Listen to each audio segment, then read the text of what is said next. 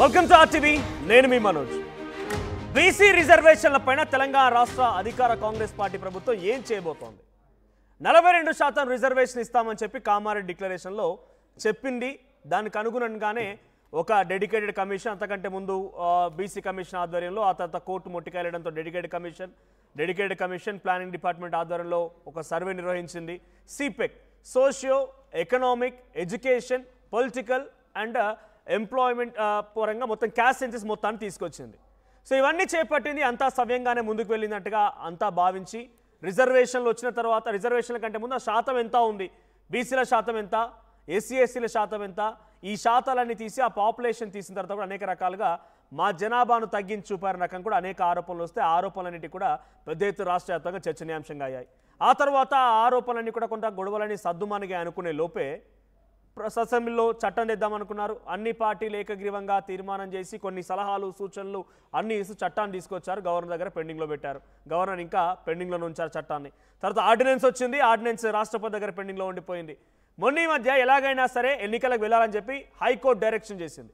September 31 లోపు గ్రామ పంచాయతీ ఎన్నికలు, స్థానిక ఎన్నికలు నిర్వహించాలని చెప్పి హైకోర్టు ఆదేశించడంతో దానికి అనుగుణంగా వెళ్ళాలని చెప్పి జీవోను తీసుకొచ్చి, అంతకంటే ముందు దీనిలో ఎన్ని రకాలుగా మనం దీన్ని ఇంప్లిమెంట్ చేయొచ్చు అనే దానిపైన అన్ని రకాలుగా ఉపయోగించింది. ఆర్డినెన్సు, చట్టం, మధ్యలో ఏకంగా పంచాయతీరాజ్ 2018 చట్టాన్ని కూడా సవరించి 50% క్యాప్ని ఎత్తేసి ఒక అమెండ్మెంట్ తీసుకొచ్చి దాన్ని కూడా గవర్నర్కి పంపిస్తే గవర్నర్ దాన్ని కూడా పెండింగ్లో ఉంచారు. ఇక అప్పటికీ సాధ్యం కాకపోవడంతో జీవోఎంఎస్ నెంబర్ 9ని తీసుకొచ్చి జీవో నెంబర్ 9ని ఇంప్లిమెంట్ చేస్తూ ప్రస్తుతానికి రిజర్వేషన్ని తీసుకురావాలని చెప్పి రాష్ట్ర ప్రభుత్వం ఆలోచన చేసి జీవో నెంబర్ 9ని తీసుకొచ్చి దానికి సపోర్టివ్గా జీవో నెంబర్ 41 అండ్ 42 కూడా తీసుకొచ్చారు.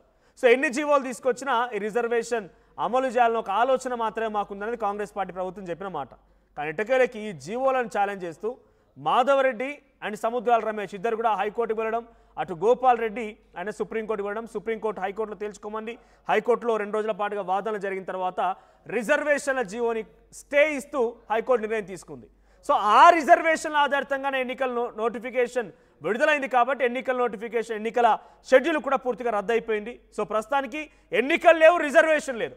ఈరోజు నిన్న ఆల్రెడీ స్పెషల్ లీవ్ పిటిషన్ కింద తెలంగాణ కాంగ్రెస్ ప్రభుత్వం సుప్రీంకోర్టులో స్పెషల్ లీవ్ పిటిషన్ దాఖలు చేసింది. సో ఈ 50% క్యాప్ అనేది అప్పుడు విధించింది. అప్పుడు కేవలం సుప్రీంకోర్టు తీర్పు మాత్రమే, ఇది నిబంధన కాదు, ఇది పూర్తిగా రాజ్యాంగ ఉల్లంఘన కాదు అనేది మన తెలంగాణ రాష్ట్ర ప్రభుత్వం చెప్తున్నమాట. మీకు ఇక్కడ కింద గ్రాఫిక్స్ కూడా ప్లే అవుతున్నాయి. విద్యా ఉద్యోగాల్లో కాదు, రాజకీయంగా మాత్రమే రిజర్వేషన్, ఇది ప్రభుత్వ వాదన. రాజకీయాలకు అతీతంగా బీసీ రిజర్వేషన్ బిల్లు తీసుకొస్తున్నాం అనేది ప్రభుత్వ వాదన.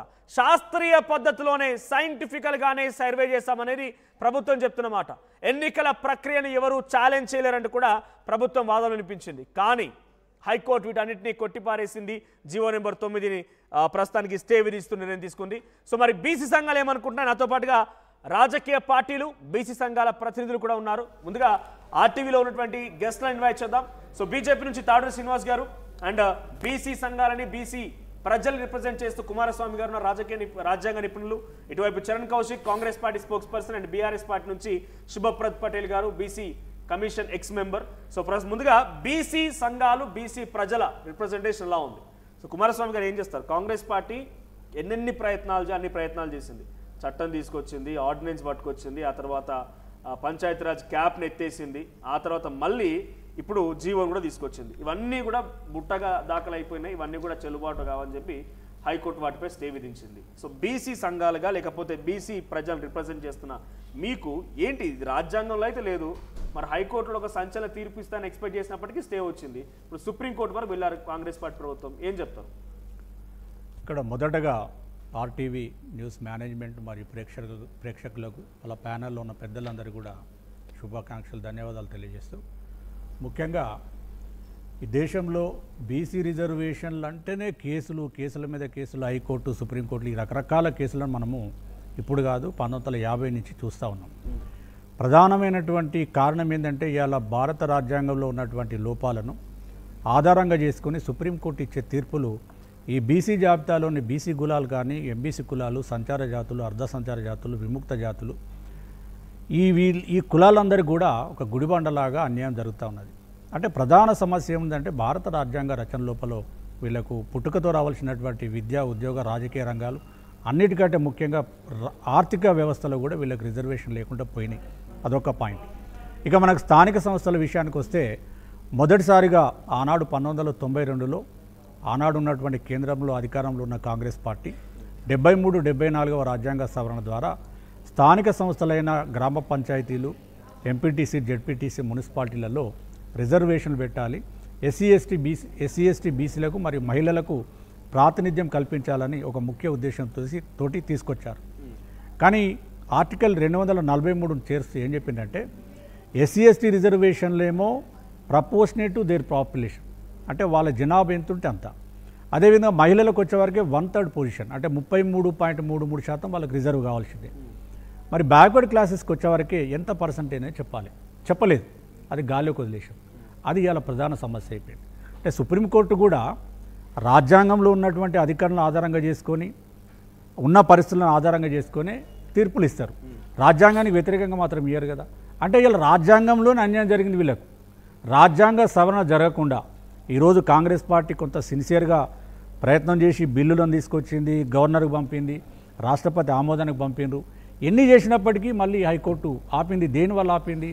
అటు రాజ్యాంగాన్ని ఈ రోజు వరకు ఇచ్చినటువంటి సుప్రీంకోర్టు ఉత్తర్వులను అడ్డుపెట్టుకునే ఇవాళ హైకోర్టు GOMS నెంబర్ 9 మీద స్టే విధించింది. ఎలక్షన్ ప్రాసెస్ మీద స్టే విధించలేదు. ఎందుకంటే గతంలో ప్రధానంగా మనకు కర్ణాటక ఎలక్షన్స్, అంటే ఇప్పుడు స్థానిక సంస్థలలో రిజర్వేషన్ సంబంధించి ల్యాండ్ మార్క్ జడ్జిమెంట్, అంటే రాజ్యాంగ ధర్మాసనం ఇచ్చినటువంటి తీర్పు 2010లో K Krishnamurthy versus union of India case తీర్పు లోపల వచ్చింది. ఇది ఎప్పుడు వచ్చిందంటే మన కర్ణాటక ఇప్పుడు రాజ్యాంగ సవరణ జరగగానే కర్ణాటక వాళ్ళు అక్కడ బీసీలకు రిజర్వేషన్ పెట్టడం వల్ల మొత్తం రిజర్వేషన్ 50% దాటింది.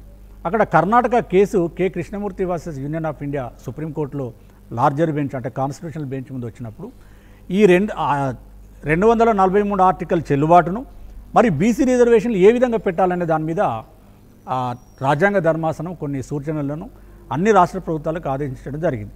దానిలో ముఖ్యంగా కొన్ని మనం పరిశీలిద్దాం. మొదటిది 243 ఆర్టికల్ని అపీల్ చేసింది, ఆమోదం చేస్తూ ఒకవేళ బీసీ రిజర్వేషన్లు పెట్టాలంటే ప్రత్యేకమైన బీసీ కమిషన్ వేసి బీసీ జనాభా లెక్కలు తీసిన తర్వాత బీసీ రిజర్వేషన్ పెట్టాలని చెప్పింది. తర్వాత ఎస్సీ ఎస్టీలకేమో జనాభా దామాషా పద్ధతిలో ఆ రిజర్వేషన్లు పోను మిగతాది బీసీ రిజర్వేషన్ కలిపినట్లయితే 50% దాటొద్దని క్యాప్ పెట్టింది.